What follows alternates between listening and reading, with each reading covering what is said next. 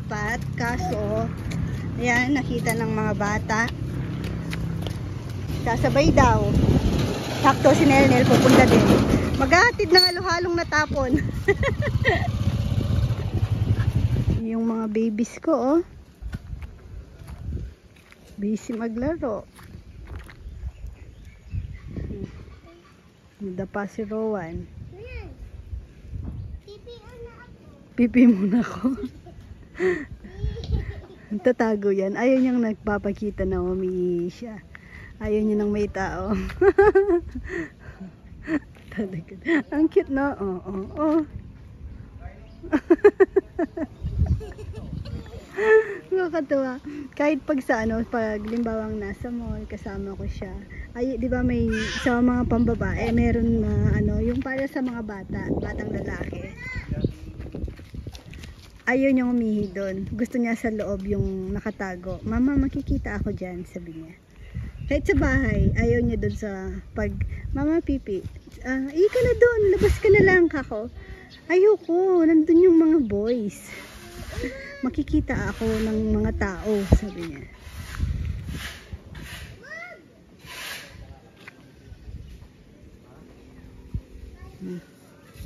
Nag-iisip.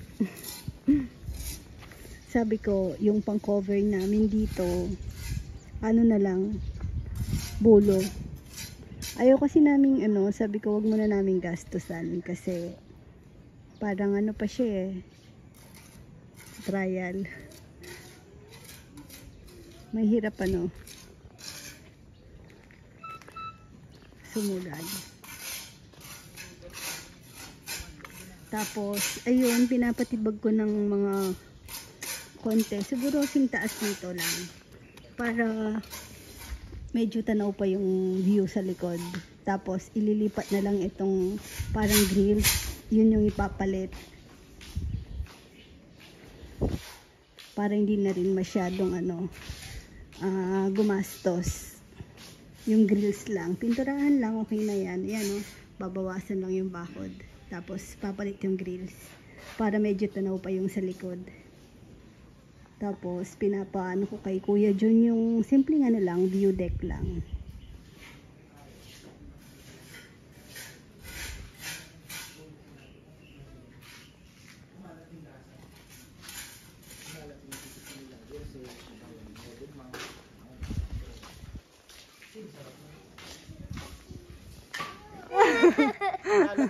Hindi, umiyak. Sabi, uuwi na daw kasi sila. Ay, Rowan, dungis mo na. Hinabol sila ng gansa. Ayan na. Ay, nako. Malaki na. Masakit na nga naman manuktok to Wala, nakakulong sila.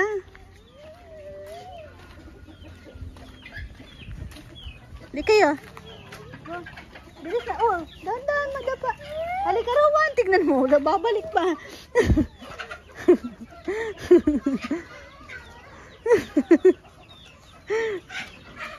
Papa, puro papa. Nandito na siya. Bumalik pa. Ay, naku, Rowan. Hiningal ka. Tumakbo kami. Ayun na. Dahan-dahan. Nagubad ng pants.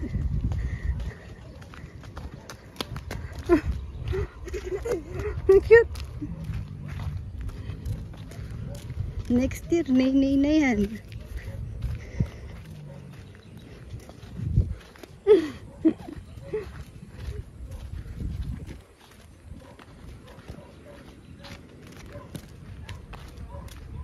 Niwan tayo, no, Chi? Si Guy gustong sumama kanina.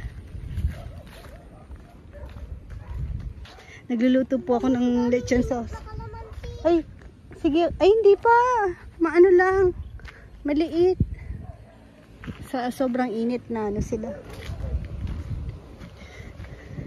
Iniwan ko muna saglit kay Jomar. Yung sa niluluto.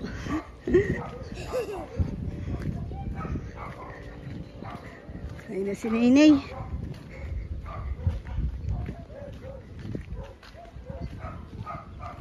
Flex ko lang po yung ulam namin ngayong gabi. Maligoso. Maligoso, bebe. Sushi. Maligoso daw. Sashimi na sa Tapos, ayan, gigisa ko. Masarap kasi maraming kamatis. Wala kaming sardinas. Masarap sa sardinas yan. Tapos, ayun, flex ko lang tong chopping board ni Kuya Joe. Yung naging driver po namin for 1 week doon sa CDO. Ayan, di ba? Kada ginagamit ko, naalala ko siya. 15 years na daw po ito sa kanya. Talagang binigay niya para ano daw, remembrance din sa kanya. Dahil wala kaming sardinas, ito, meron akong chicken pa. Uy, flex ko tong ref natin. May ref na kami, hindi ko pala na chika. Ayan, yung aming ref. Katas ng ani. Tapos ang maganda, may siya, prime fresh. Gaya nito, nilagay ko siya sa prime fresh. Pwede siya kahit na 1 week, mapapanitili niya yung freshness niya. Tapos hindi siya tumitigas. Tamang-tama lang. O yan, malambot to, kakakuha ko lang. Kaya parang ready to cook. Tapos yung mga sushi namin na ni ka-farmer, pwede din doon hanggang 1 week. Tapos ayan o. Ngawit na ako kakahawin. Pwede na, no? Medyo brown. Blockbuster po kasi talaga lagi to. Brown na, no? Pwede na, no? Oh, pwede na yan. Pwede pa tayo. Kasi mas tumatagal yung buhay niya pag kasi nito, habang niluluto mo, hindi ko na binagi, pero dapat tuloy-tuloy lang ang halo kasi didikit siya, matututong yung ilalim. So kailangan medyo high fire na nga ito, kaya kumatalsik ko. Oo. Kailangan halo ka lang ng halo. Kasi pag mas maluto siya, mas matagal yung buhay niya. Pero yan naman, sabi ko kahit huwag niya nang masyadong lutuin dahil mabilis lang nauubos sa amin. Hindi naman umaabot ng 1 month yan. pwede mo naman i-return mo.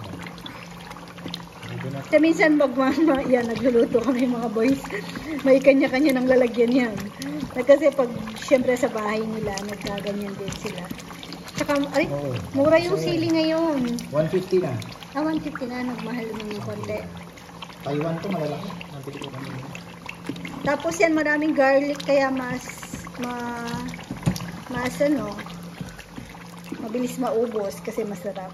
Oh, 1:1. Ang sarap sa siomay niyan. 1 kilo. 1:1. Love na love ni ka-farmer mga boys, talagang ayaw niyang maubusan, no? Yan, di na naman nakatiis. Kumain na naman. Oo, ang sarap po niyan. Parang sopitel lang. May first class yung dun. Ang maganda kay Ate Raquel, nakakakuha ng maganda kasi hindi binuburiki ang tuna sa Subic. Talaga yung sa Subic? Hindi binuburiki. Buriki is yung tinutusok. Binubutas. Tine-check yung ilalim, yung laman ng isda. Kaya yung magaganda, alam na. Yung sarap po.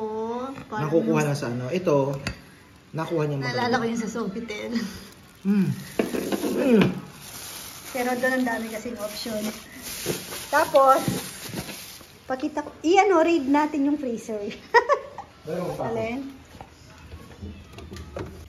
Ayan. Oh, di ba? Hindi pa ganun ka-organize yung aming ref kasi, syempre, wala pa akong mga lagyan. Tsaka wala pang laman. Puro tubig. Yakult ng bata. Fresh milk. Ayan, pakita ko to. At least may ref. Charot. Kahit walang laman. Pero nung namalengke kami nung kahapon, nakabili ako, yun nga, hot dogs lang. Pang merienda. Tapos, ayun, magluluto sana ako ng pasta. May, doon, beef ground beef. Araw-araw ka naman malengke. Saan ka naman mag-isda? Isda, wala pa po kaming isda kasi hindi pa kami nakakapagpalengke adventure talaga. Ayan, ice cream. Simula nabili yung ref nandyan na. Hindi pa kasi nadidiscover din ng mga bata kaya okay lang, dyan lang siya. Yan lang. Bago ang ref, kailangan ice cream muna sila guys. Yan ang laman ng aking ref. Ayan, pag minsan nauubusan nga kami ng ulam kaya bumili lang ako ng mga ganyan pang emergency. Oh. Yellow. Ito, ano ba laman nito? Oh, di ba? Wala.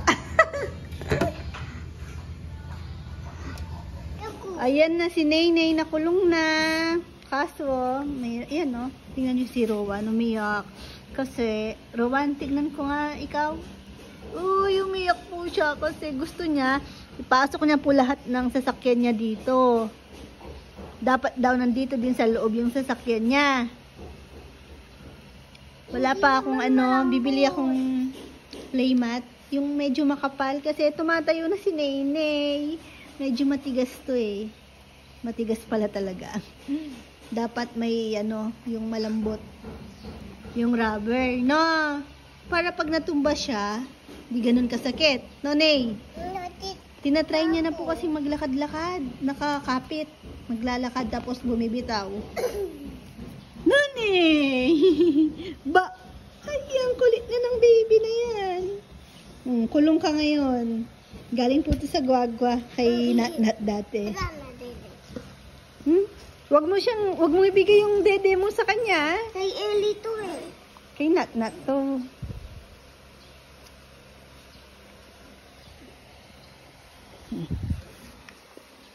Bye-bye guys.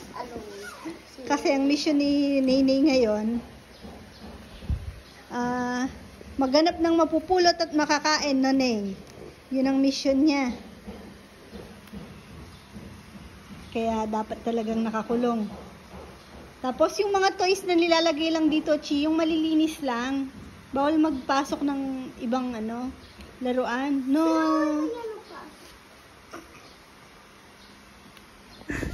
Kaya si Goy nagsusumbong. Sinong umaaway sa baby na yan? Oh. Jun? Bakit Jun? Agad eh, saklolo agad eh. Psst. Jun, ay Goy. Kapangalan niya si sabi ni Kaparmer, meron daw unggoy din si si kaprobinsya, si Jigger Villacorta. Goy-goy din daw po pangalan. Tapos, naging goy-goy din to. Angki-angki kasi tawag ni Rowan. Wala talaga siyang pangalan. Natatawag lang na goy-goy. Minsan, angki-angki, oh. Pero si Rowan kasi, kung ano yung tawag ni Rowan, yun yung natatawag namin.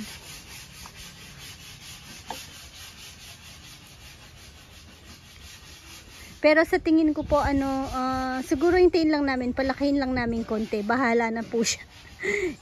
Namin, papakawalan po namin sa bundok. Kasi sabi nga po ng vet po sa akin, napapaano naman daw po yan, napapasunod naman. Pero pag daw lumaki na siya, pag tumanda na, may tendency nga daw po na mag-wild.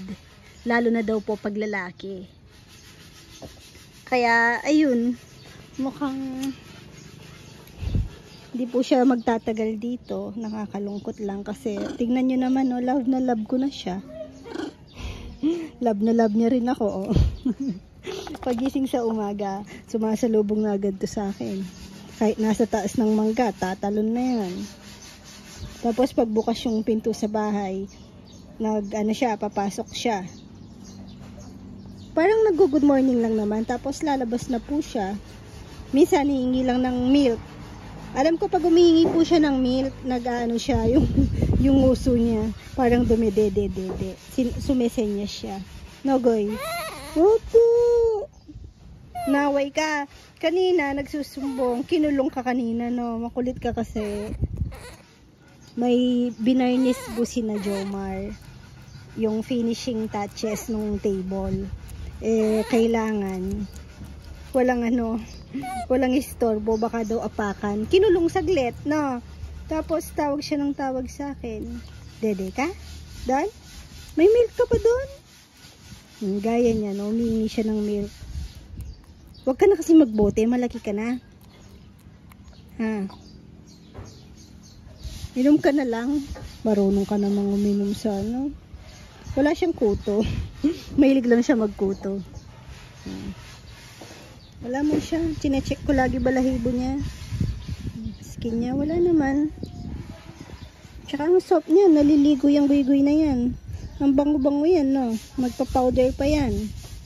Yung baby powder. Yung pang sa garapata. Para iwas sa pulgas at garapata. No, guy.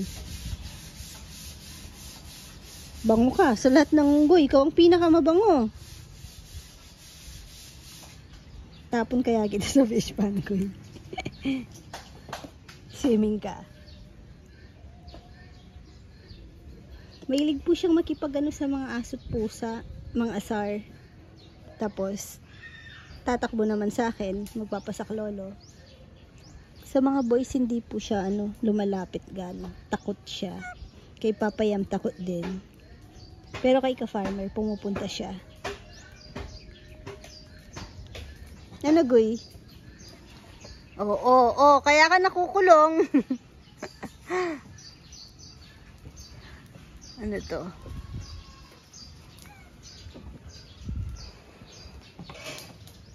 Yung lalagyan namin ng mga tsinelas dito sa labas, pinapakulay ko ng may sobrang varnish ata. Sabi ko, kulayan lang. Kasi pakalat-kalat mga tsinelas ng bata.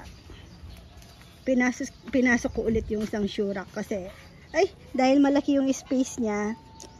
Tignan nyo naman, paano kasanggoy na to. Uy! Shadog! Shadog!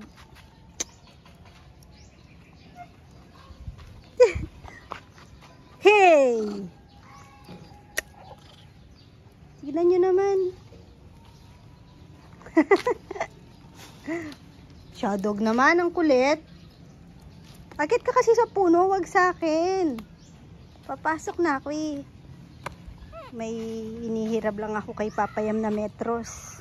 May susukatan ako sa taas. Doon ka sa halaman, Goy. Psst! Hoy!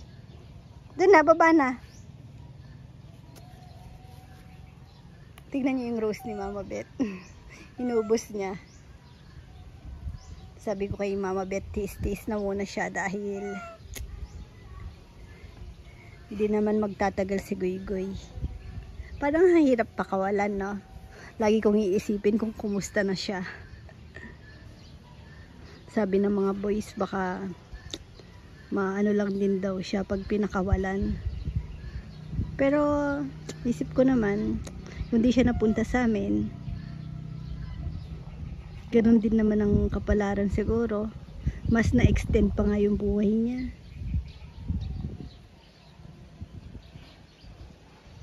Para kasing nahuli siya. Kasi asin maliit pa siya nung napunta sa amin. Talagang dede pa. Tapos yung ngipin niya parang palabas pa lang. Tapos medyo takot siya sa tao noon. Napaamo na lang po namin. Kailangan siyang ibalik sa wild. Baka dito siya mag-wild. Kung wala lang akong baby, kikip ko yan. Kaso maliliit pa po yung aming mga junakis. Di sila mabawalan na wagawakan. Talagang kinakarga-karga nila kada makita. Lalo na po si Rowan, ang hirap bawalan. Ang tawag niya dyan, guy-guy ko. Minsan pag sa gabi nagkukwentuhan kami. O kaya pinantatakot ko sa kanya si Guy-Guy.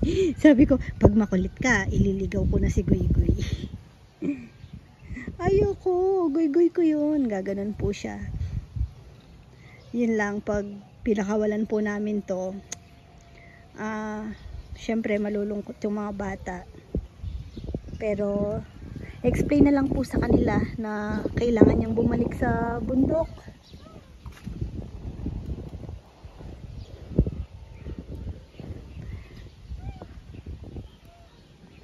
Ewan lang kung buhay pa yung nanay niya. Malamang hindi na. Sabi hindi na eh. Baka nahuli din daw po yun. Ang ano doon, saan kaya siyang part galing, no?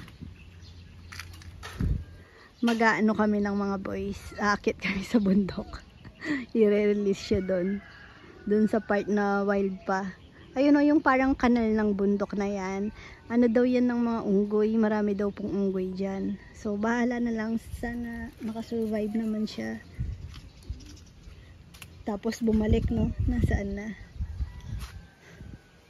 Naubos niya na yung rose. Yung bogis na naman yung pinagdidiskitaan niya ata. Gumanda yung mga halaman dito, oh. Ano, goy?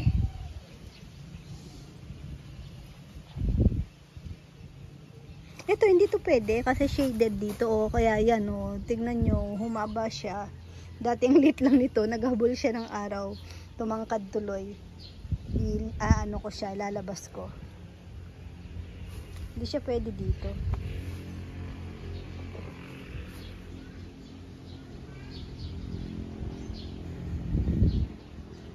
Napapachika lang ako. Nasa taas ako, nag-aayos ako ng mga bagay-bagay doon.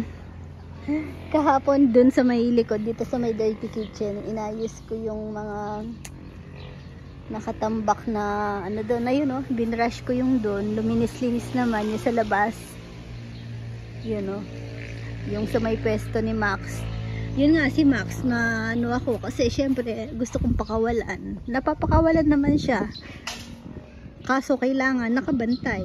Pero pag lumabas na po kasi siya ng gate, kahit tawagin ko siya, hindi na po siya lumalapit. Lalo na pag nakakita ng babae. Gusto ko nga ipaano na lang, kapon. Mas haba pa yung buhay niya.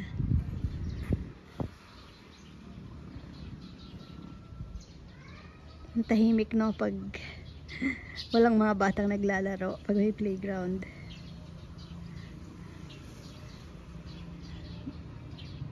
Kahit magugulo po yung mga bata, yung ganyang edad nila, ano naman, masaya.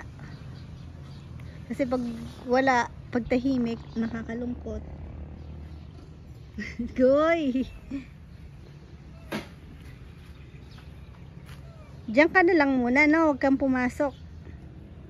Sa ngayon po kasi sabi nila sa mga comment din po nababasa ko, ano daw, sa ngayon daw, matahimik pa yan. Tutuwa pa daw kami. Pag laki-laki niya daw, mamemerwisyo na siya. Medyo mahaba naman po pasensya namin sa mga ganyan, sa mga hayop. Aso, pusa, sa unggoy, first time lang namin. Pero tingin namin, ano naman, maintindihan naman namin unggoy eh. Pero yun nga, ayokong iris yung ano ng mga bata. Gustong gusto ko ng unggoy, pero syempre mas gusto kong safe yung mga anak ko. Pero ayun, pagbigyan niyo na po si Goy-Goy ng ilang buwan dito kasi kawawa naman siya kung papakawalan na ng ganyang edad pa lang. Dumedede pa eh. Bye-bye ka, baby ka na nga. Bebe. Hmm? Thank you Ito. for watching. Itong laki. God bless. Bakit? Mama. Mama. Chup chup. Tutup. Pag malaki na si Goy-Goy pala, dadalhin natin siya sa bundok, no? Doon na siya titira, no? Ayoko. Bakit? Ando nun din eh. Nandun si Undin? Okay lang. Friend niya si Undin. Ay, madumi yan. Doon na siya sa bundok. Ayoko. Ibabalik natin siya doon sa family niya. Na? Papa na, aka mama ya. Andun mama na, aka papa na. Baka hinahanap po siya, di ba? Balik na natin siya sa papa't mama niya, na? Si Goy-Goy na. Na? Okay. Sige po. Pag... Ito muna ako perestot. Sige po, hulaan niyo po anong pinapagawa niya sa akin. Ano, ulitin mo? Alam mo ako perestot. Anong juice? Perestot. Walang po. Ano po yun? Gusto ko po favorite fruit. Ano daw pong juice? Hulaan nyo po nung juice yun. Gusto ko po favorite fruit. Orange. Tots. Love mo talaga si Goy-Goy. Kakatuwa si Goy-Goy kagabi. Ano po, sinakmal siya ni Chuchay. Tapos, ngayon, ayaw niya na po sa labas. Iyak ng iyak. Gusto laging nakakarga. Kanina nakakarga na po siya. Tapos, kagabi, ay yung vlog ko pala kasi kahapon pa eh. So, na-late. Ngayon lang po yung ending ko. Ako favorite fruit. Ngayon lang yung ending ko. Batanan. Opo, wait lang. Tapos, si Goy-Goy kagabi, gustong pumasok dun sa room. Dito po siya sa loob ng bahay, sa kisame, pumasok. Tapos, nung dumating na po kami, umakyat kami sa taas. Umiiyak siya, gusto niyang pumasok sa room, gusto niyang tumabi dun sa bed. One little monkey. Paano yun? Kanta ka muna. One little monkey. Tulog ka na kasi nun. Hindi mo na alam, no? Pero kawawa si Goy-Goy. Hanggang ngayon, nakakapit lang, laging karga ng karga. Buti dumating si ka-farmer, lumipat sa kanya. Ligaw na natin si Goy-Goy, no? Ay, hindi pala ligaw. Ibabalik sa parents niya, na? Babalik na po natin siya. Pag gano'n naman, pag laki-laki na. Yun, gawan ko daw po siya ng orange juice. Dito sa kanyang spider. Sabi ko, pagkita ko sana na kay ka-farmer. Nakasapit lang dyan sa paa niya.